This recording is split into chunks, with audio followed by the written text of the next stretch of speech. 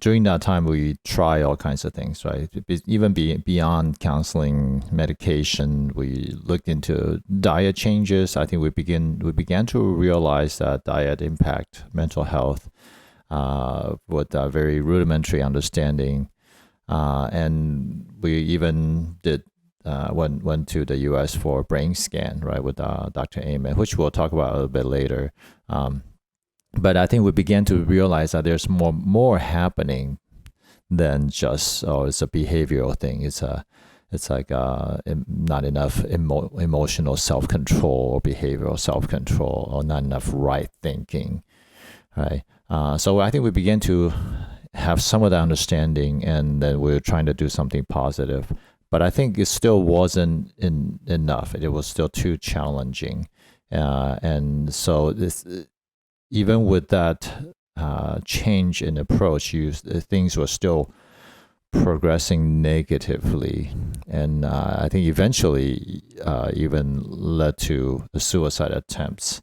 So I don't know if you remember some of that thought process that you had. There were, I think, at least two times where we had to take you to the hospital, to emergency Yeah. room. Yeah. Yeah. I guess for my first suicide attempt, that was in ninth grade, I think. And I remember that one not being so planned.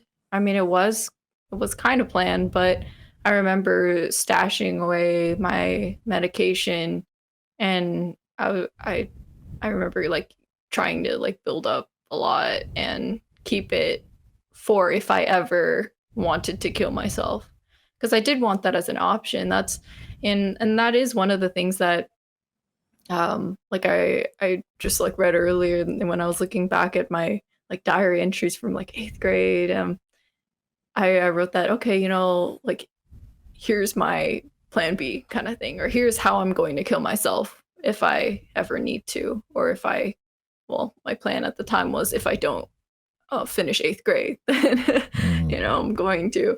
Um, and then I guess later, one of the ways was that like, okay, I'll like keep up, store up my medication and use that.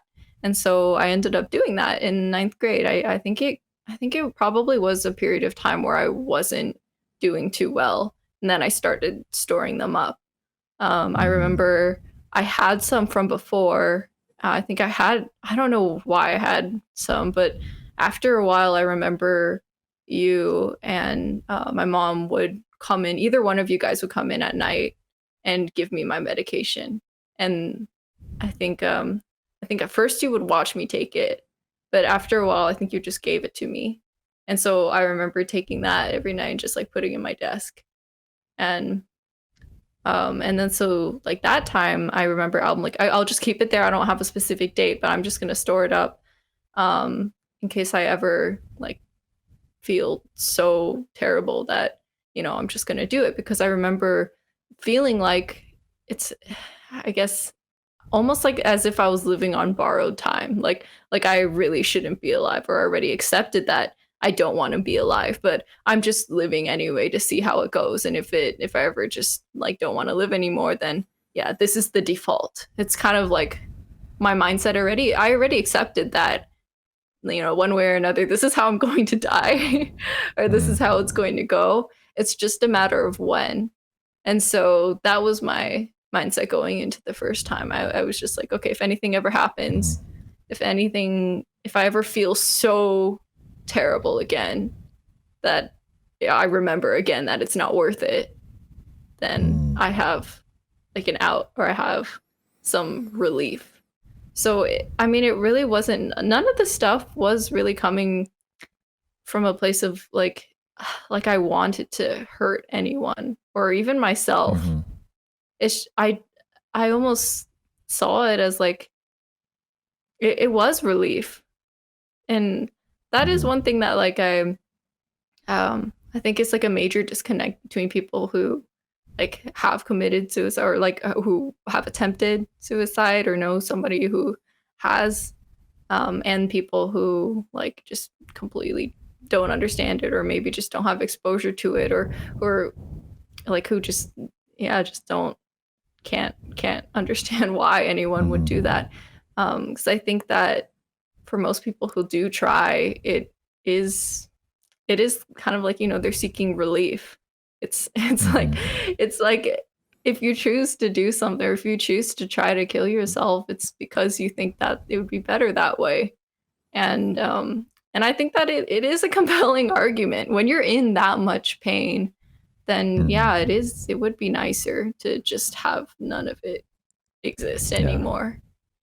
Yeah. Yeah. So that's I was almost like as if I was saving it for a rainy day kind of thing. So Yeah. if it ever got so bad again, then I could, I could get rid of that, all of that pain, I guess. And so that was the first time, my first suicide attempt, I guess, that reasoning. But the second one Yeah. was definitely more calculated. I had a date for it. I was like, okay, on this day, I don't remember what date it was now, but I remember I'm like, on this day I'm gonna kill myself. And so at that time I I knew what medication I was taking, and I looked it up to see how much would kill you. I made sure I had like many times that amount. And Yeah. That was your junior by that year, I point, think. yeah, that was my junior Yeah. year. Junior And high school. Yeah. Junior year in high school. Yeah. yeah. And so yeah, so I saved up a lot, and yeah, yeah, just took it that night. Yeah. I mean, even just hearing you describe it right now, it's pretty traumatic. I mean, for me as a parent, because I still remember driving Yeah. to the hospital and doing just activated charcoal, pumping activated charcoal into your stomach, trying to absorb that, Yeah. and definitely I think it was by the grace of God that you even lived, because the doctors were not necessarily hopeful. They could see, I mean, we could see the neurological system damage because you were shaking uncontrollably, your heart rate was not normal. I mean, it was a pretty strong medication. It was damaging your nervous system for sure. Um, but somehow you lived through it. Like you said, it was many times over lethal dosage for that medication. Yeah. And also, I mean, much later we found out that many times these medication can worsen suicidal ideation and action. Yeah. Yeah. Um, yeah. So, um, with I know that during the process you did try really hard to overcome it. I think that's maybe sometimes people do not realize the amount of mental, emotional effort you put in, or people struggling with depression put in trying to overcome it. Um, and so maybe you can describe some of that. I think it's important to hear it from somebody who's going through it. What is Yeah. it like mentally inside?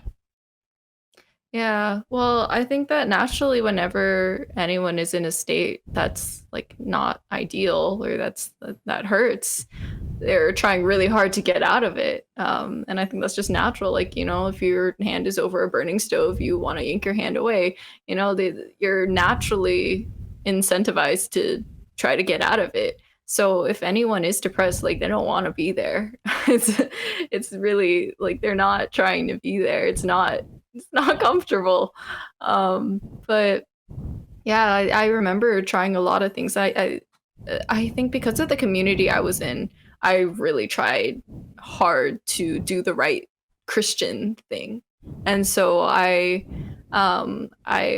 would like pray a lot, and I made sure I was like doing my devotions. I started a lot of devotional plans, and I tried to do all the right things, like Mm-hmm. one day one Christian person would tell me that like, oh, do this thing, or they would send me this Bible verse or that Bible verse, and I would Mm-hmm. try to do it. And when it would not work, or when I wouldn't feel better from it, or when my depression just wouldn't go away, then I'd be like, okay, am I not doing this right, or yeah, I didn't really know, but I continued to pray and try to like do the right things. And Mm-hmm. yeah, it didn't feel like it got any better. Because I could try to do all these things all I wanted, but um, I guess like physiologically or mentally, my brain was still just upset all the time, or I was still angry all the time, Mm-hmm. and yeah, and I think that it was it's almost it really is something that like I could barely control. I really couldn't control it. And I think that's why I Mm-hmm. resorted to things like self-harm, because I was making such a large effort to not hurt people, not hurt the people around me. And that was one way I'm like, okay, at least I'm turning it on myself. And Mm-hmm. yeah, like I really did try though. Like I would pray and like do my devotions. I remember um learning about how exercise could help, and just like neurochemically give you like more happy chemicals and Mm-hmm. stuff, and that could be a natural antidepressant kind of thing. And so I Yeah. remember Yeah. exercising for a time, and I didn't feel anything. I just Yeah. felt tired and sweaty afterwards, and I was like, okay, like I exercised over half an hour, like I should be feeling good now, or running, um Yeah. or doing like P90 at home workouts and stuff like Mm-hmm. that. And I didn't feel better. I didn't have that like happy neurochemical cocktail. Like it just wouldn't really work. And I really wonder what was going on like neurologically in my brain at the time, because I remember after, when I didn't feel depressed anymore, after a good amount of recovery, I remember exercising and feeling good afterwards Mm-hmm. and being like, Yeah. no wonder people exercise. I get it now. And so it really was like there were physical or like neurological limitations that were just innately there. Mm-hmm. I did Yeah. put in a lot of the work. And yeah, I remember trying doing for a while you were doing these like mindfulness exercises with me, or showing me how to do some of these like mindfulness Mm-hmm. exercises. I think they're from like the DBT, Mm-hmm. like a workbook or something. And Mm-hmm. yeah, I remember trying to do some of those. That a lot of these things, they were really difficult, because it just took a lot of energy and willpower, and I was able Yeah. to stick with them for a long time without anything to show for it. And Yeah. so Yeah. yeah, so eventually I would just stop, but I did spend a lot of time doing these things. And I think that sometimes, like, I don't know what it is. I'm no neuroscientist, but um I don't know what it is, but it just I think it just didn't click. It didn't work. Yeah, and it's not for the lack of trying. In fact, I Yeah. remember seeing you put in so much effort and discipline in that depleted state. So imagine just a Mhm. little bit of willpower you have left. It's all spent on these things, right? And I can imagine how all these, everybody has an opinion or a suggestion or on Yeah. what to do, and oh, you should do this and that, and then you do it, and it seems like, from the outside, it seems like you haven't tried, but actually you have Mhm. been. Yeah. And Yeah. then you probably feel guilty about maybe not trying hard enough because it didn't work. So that's just Mhm. a lot of, I think, uh, I guess, well intentioned advice, but in fact, I think end up piling on more guilt. And, Yeah. it's not that anybody meant you harm, but I think we also see that it's not it's much bigger than just discipline and willpower.